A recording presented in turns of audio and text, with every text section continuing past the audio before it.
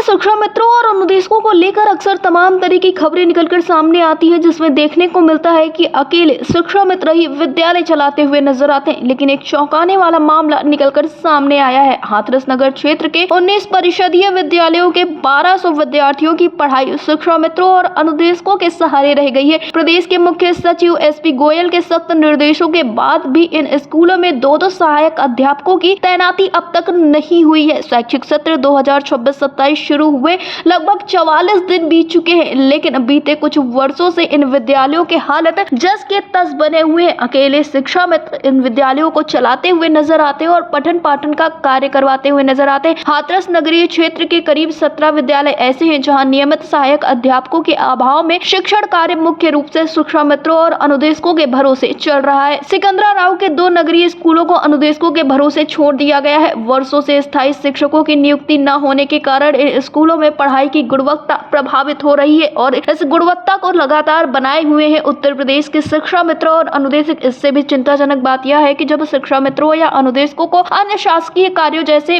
SIR, सर्वे, चुनाव duty या अन्य प्रशासनिक कार्य में लगाया जाता है तो विद्यालय में पढ़ाई पूरी तरह से ठप हो जाती है। पड़ताल में यह भी सामने आया है कि औपचारिकता पूरी करने के लिए एक शिक्षक को 2 से 4 विद्यालयों का अतिरिक्त प्रभार दे दिया जाता है। ऐसे शिक्षक नियमित रूप से किसी एक विद्यालय में उपस्थित नहीं रह पाते, जिससे उनकी तैनाती का उद्देश्य अधूरा रह जाता है। लगातार उत्तर प्रदेश के शिक्षा मित्रों को लेकर ये कहा जा रहा था कि उत्तर प्रदेश के शिक्षा मित्रों का मानदेय बढ़ाया जाना चाहिए, लेकिन स्थितियां जब ऐसी हैं, देखने को मिल रहा है कि अकेले ही विद्यालय चला रही है शिक्षा मित्र और अनुदेशक सरकार से गुहार भी लगाते हैं कि सरकार इनकी मांगों को जल्द से जल्द सुने। ऐसे में उत्तर प्रदेश के शिक्षा मित्रों का जो मानदेय है उनको स्थायी शिक्षक बनाना पूरी तरह से तर्कसंगत है, ऐसा कहना है लोगों का। और तमाम बार ये भी देखने को मिला है कि उत्तर प्रदेश के जो शिक्षा मित्र हैं तमाम कार्यभार निभाते सरकार के तमाम वो कार्य भी निभाते हैं जो इनके हिस्से के हैं ही नहीं, लेकिन फिर भी सरकार की तरफ से इनकी मांगों को नहीं सुना जाता या इस तरह का कोई प्रोत्साहन नहीं दिया जाता है जिससे उत्तर प्रदेश के शिक्षा मित्रों का मनोबल और ज्यादा बढ़ सके। आपको बता दें, मुख्य सचिव स्तर से स्पष्ट निर्देश दिए गए हैं कि प्रत्येक प्राथमिक विद्यालय में कम से कम 2 सहायक अध्यापकों की तैनाती सुनिश्चित की जाए, लेकिन जमीनी स्तर पर इन निर्देशों का पालन होता हुआ नजर नहीं आ रहा है। BSH स्वाति भारती ने बताया कि अधिकांश स्कूलों में सहायक अध्यापकों की नियुक्ति की जा चुकी है, जहां नहीं है वहां भी जल्द ही शिक्षकों की तैनाती की जाएगी। शहरी क्षेत्रों के स्कूलों में जल्द ही सहायक अध्यापकों की भी तैनाती कर दी जाएगी। शहर में लगे गाँव नगला भोजा के समिल्य विद्यालय में इस समय करीब 77 छात्र छात्राएं पंजीकृत हैं। इन्हें पढ़ाने के लिए यहाँ मात्र 2 शिक्षा मित्र ही तैनात है। ऐसे में सहज अंदाजा लगाया जा सकता है कि